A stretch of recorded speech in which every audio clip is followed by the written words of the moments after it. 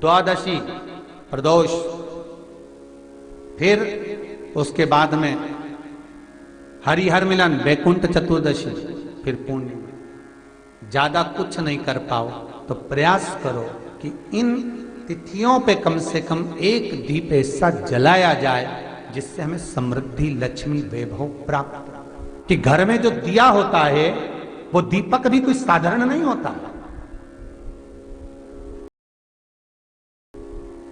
उस दीपक की भी महत्वता है, उस दीपक का भी वर्णन है महाराज।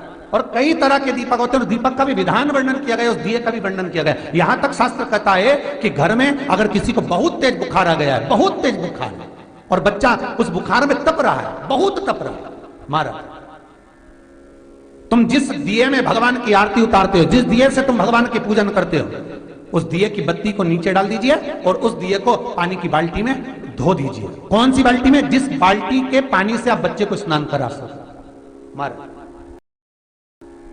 केवल भगवान पर से ले जाकर, पास में से ले जाकर उस बाल्टी में थोड़ी देर डाल दो और उस बाल्टी के पानी से उस बच्चे को स्नान करा दीजिए।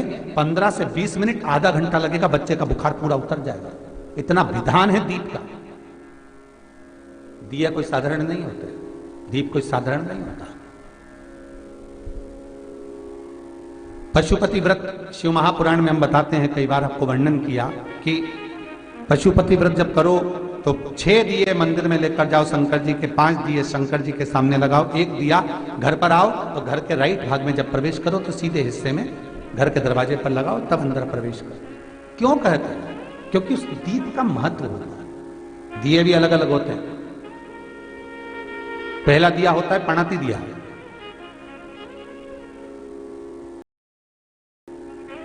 मैं चैनल वालों से कहूंगा अगर आपके पास में, अगर, क्योंकि हमने पहले भी कथा में कहा कि जिस जिस जगह का स्मरण कराएं उस जगह का फोटो भी आप दिखाएंगे तो उसका आनंद कथा सुनने वालों को, ऑनलाइन वालों को मिलेगा।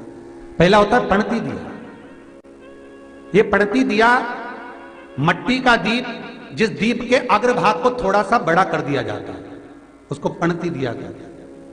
ये पणती दिया जब भी भगवान के सामने लगाया जाता है तो इस दिए को सम्मुख में जब रखा जाता है तो दिए का जो लौकी मुख होता है वो अपनी ओर होना चाहिए। पणती दिए की जो लो है, बाती है, उसका मुख अपनी ओर होना चाहिए। विष्णु पुराण कहती है अगर इस दिए की बाती भगवान की ओर रहती है तो हमें तपन की अनुभूति होती है, पर इस दिए की बाती जब हमारी ओर होती है तो हमारे शरीर में कोई बड़ी बीमारी आने वाली होती है तो वो कट जाती है हमारा पणती। विष्णु पुराण में दूसरा दीप कहा गया है निरांजन दीप। विष्णु पुराण में दूसरे दीप का वर्णन निरंजन दीप। जिस निरंजन दीप में महाराज आपने देखा होगा डमरू जैसी आकृति होती है। अगर चैनल पे कथा देख रहे होगे तो इनके पास में अगर होगा तो अवश्य दिखाएंगे।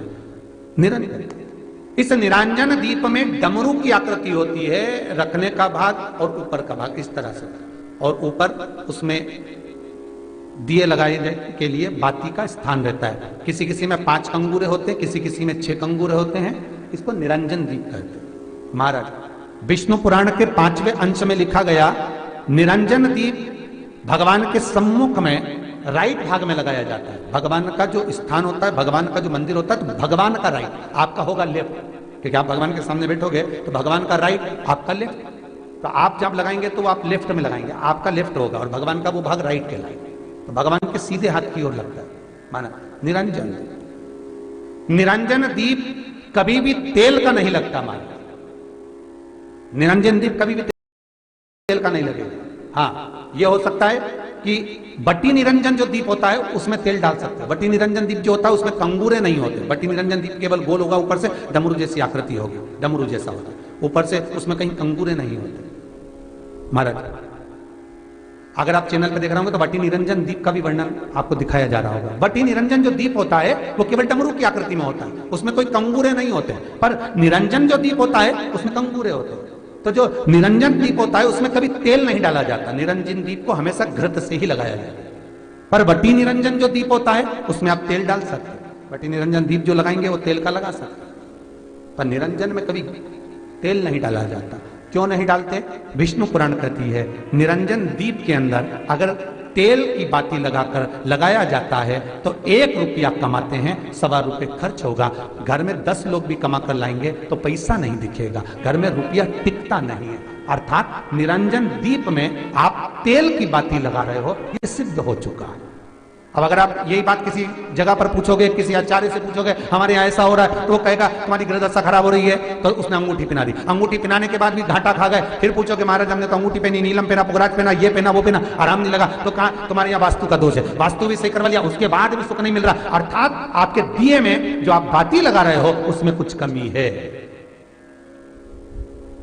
उसको पहचानो। चतुर जो डॉक्टर होता है वो जरा सी देर में पकड़ लेता है कि इसको प्रॉब्लम हो क्या रही, और नहीं तो कहेंगे जांच कराओ, ये जांच वो जांच, और मालूम पड़े कुछ निकला नहीं, फिर भी शरीर में कष्ट का कारण क्या वो पकड़ा जाता। मतलब आप 1 रुपया कमा रहे हो, 1.25 रुपया अगर खर्च हो रहा है तो निरंजन जो दीप है उसमें तेल की बाती लग रही है, ये पक्का है, ये पक्का है। मतलब घर में पैसा टिक नहीं है, पैसा आ तो बहुत रहा है, बहू भी कमा रही, बेटा भी कमा रहा, दुकान से भी आ रहा है, किराए से मकान भी चल रहा है, वहां से भी बहुत कुछ आ रहा है, पर आखिर पैसा दिखता क्यों नहीं है? आया 1 लाख रुपए रात को आए, 2-3 दिन में चले गए, बची नहीं कुछ भी। पत्नी के पास भी बेचारी वो माई के सल्ला के जोड़ के वो तो बताती नहीं, अच्छा थोड़ा सवाल कर, पर कमाई का धन नहीं दिख रहा। मतलब निरंजन जो दीप है, निरंजन दीप जिसमें ऊपर कंगूरे बने रहे 5, 6, 7 डमरू की आकृति का रहता है, पर उसमें कंगूरे बने रहते निरंजन, उसमें जरूर आप तेल डालकर जला रहे हो, इसलिए धन दिख नहीं रहा, संपदा दिख नहीं रही, वैभव दिख नहीं, उसमें केवल घी की ही बातें हैं। और महाराज बटी निरंजन जो दीप होता है उसके अंदर आप तेल डालकर जला सकते हो। बटी निरंजन जो दीप होता है ये आप किसी भी स्थान पर लगाओगे, सबसे पहले पितृ इससे भाग ग्रहण करते हैं, देवता को देते हैं, देवता उससे भाग ग्रहण कर कुबेर को प्रदान करते हैं, कुबेर उससे भाग लेकर शिव को प्रदान करता है। भगवान शंकर बटु भैरव को कहकर घर का उद्धार करते हैं, इसलिए उसको कहते हैं बटी निरंजन।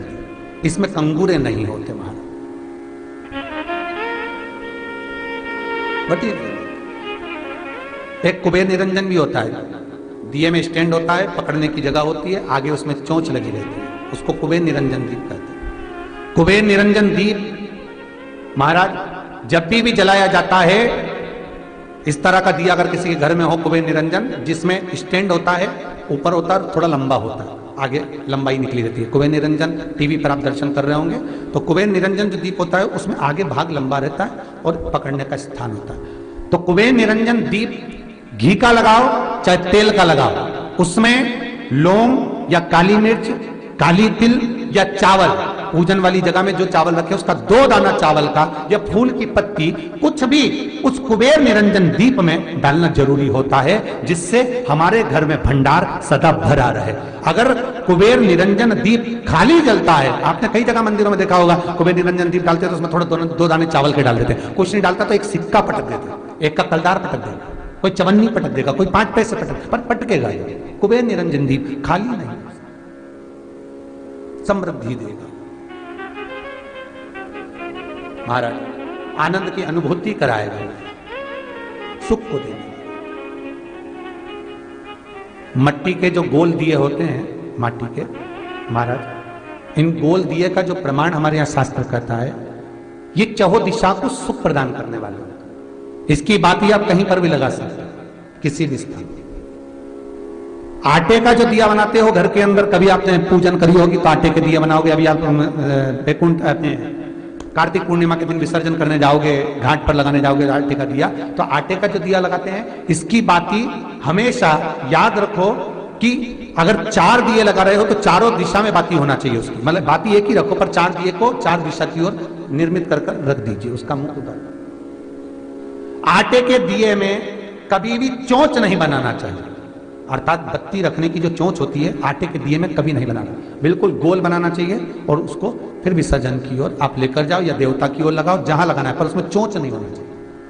जिस आटे के दिए में चोंच बन जाती है उसको बलि का भाग ग्रहण करने वाले देव उसको प्राप्त कर लेते, तो उसका पुण्य हमारे खाते में नहीं आता। इसलिए आटे का दिया जब भी लगा संपूर्ण